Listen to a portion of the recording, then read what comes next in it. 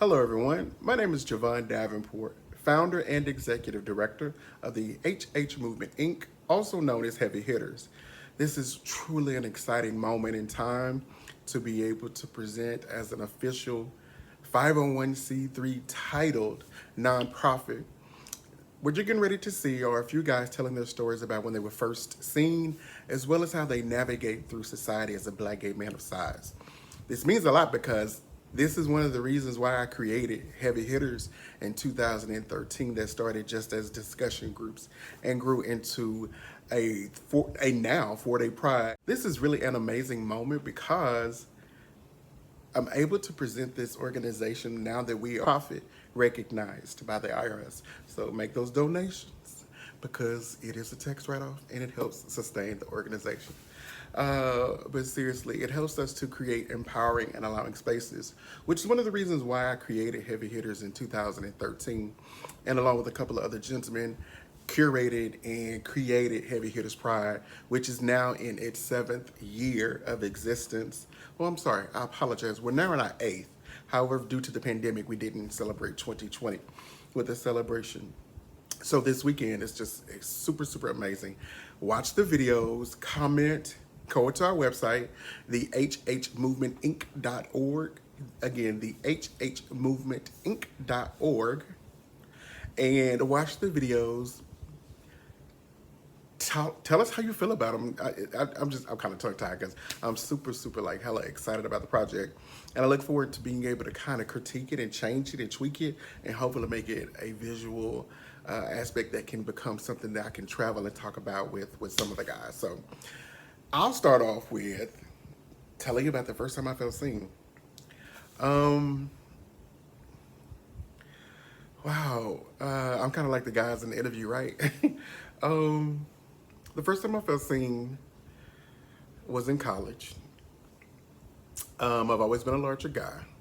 I've always been a man of size, and an Omega.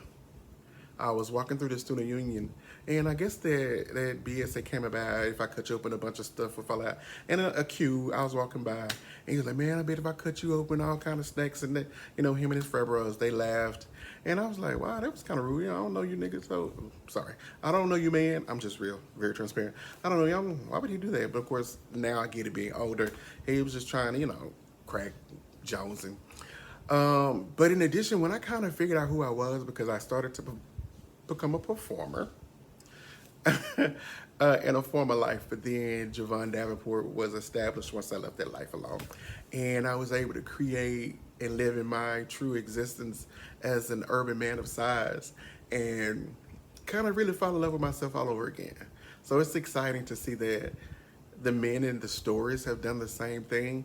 And in Pride, our now 4-day weekend, which is at the end of July 28th through the 31st in beautiful Houston, Texas. It's beautiful to see them be able to fall in love with themselves all over again. I don't hope I'm looking at it the right way, to be honest. So it is what it is, but it's just so exciting when you see yourself and it's a positive experience. Some of the experiences you're going to hear weren't, some were. So again, I first felt seen in a negative way by an Omega in college in Austin. Fucking cues. Second question is, tell us how you navigate through community as a Black gay man of size. I have to be honest, when I fell in love with myself all over again, I was, as a performer, I made sure that she was an amazing personality when it came to hair, makeup, shoes. Bitch always had a nice pump. Smelled good, looked nice, because I believed in the illusion. I was really, really excited about that. So finding him, Jovaun Davenport, I wanted to make sure that I brought that into who I was at this point. So I just always wanted to make sure that I look nice, dressed nice, well-groomed, keep myself together, well-groomed, and make sure that because I'm a big guy, when you navigate through life and community and spaces, you're already looked at. And I'm a commanding presence because when I walk into the room, I walk into the room. And I don't have to announce myself. I'm just walking into the room because I respect myself and I demand that others respect me. So I dress and I carry myself that way. So I navigate through society just being proud of who I am and loving who I am. Was it was it a time that I didn't? Yes, I'll be honest. It was a time that I really just didn't understand why I was big. I grew up the biggest person in my family. My dad was athletic. He was in the army. He's 5'11", probably at 73, not 195, and he's probably been. No, he's a little small. He's probably 170. So he was probably 195, the biggest that he's ever been. My mom's a small woman. She's probably 5'7", 5'8". Growing up, she was probably 140, 145. My sister the same, 5'7", 5'8". Her smallest while growing up was probably 140, 150. You know, as they've aged, they've gained weight, but they're still small.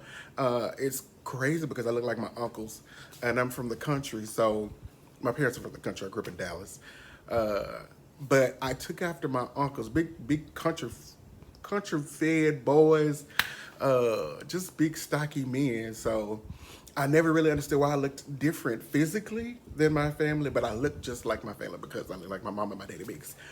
But you know, it was kind of hard to do that growing up because I was always the fat kid and I wasn't the most masculine. So I did get picked on as a kid, but I liked to fight as a child. Um, so, you know, I fought the neighborhood boys in Dallas and a little bit more.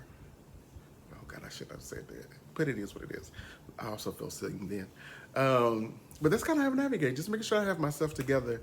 And that's one of the beautiful things we teach in Heavy Hitters is loving yourself, recognizing who you are, and dressing the part.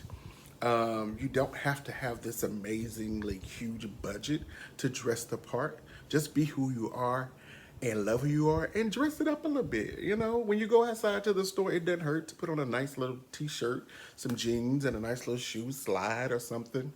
But just always be cognizant of who you are, what you're presenting, because yes, we say come as you are, do your own thing, be who you are. But as a person of size, you always have extra eyes on you, just trying to see what you're doing wrong or how you're carrying yourself wrong so you can become the next butt of the joke. That is possibly inevitable, but you can always make it the best of the joke. Now, I've been a few jokes, but look at me, I'm handsome, I keep myself up. But seriously, I navigate just being who I am, authentically loving me, and trying to be the best handsome fat me that there is. So I'm really excited about this project again. I did not say what it was, I'm sorry. It's the See Me project. It's going to be a visual experience. So watch the videos, look at the pictures that these guys took. These pictures are really, really amazing. They're gonna be on the website.